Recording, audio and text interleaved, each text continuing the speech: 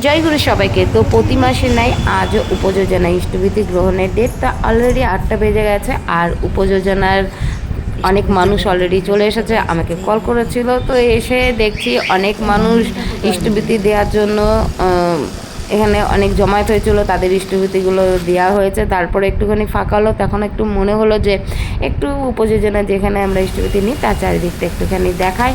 তো এখানে আমরা মোটামুটি 8টা থেকে 12টা পর্যন্ত থাকি। তো তারপর 12টার একটুখানি ওয়েট হয়ে 12টার পরেও একটুখানি ওয়েট করেছিলাম।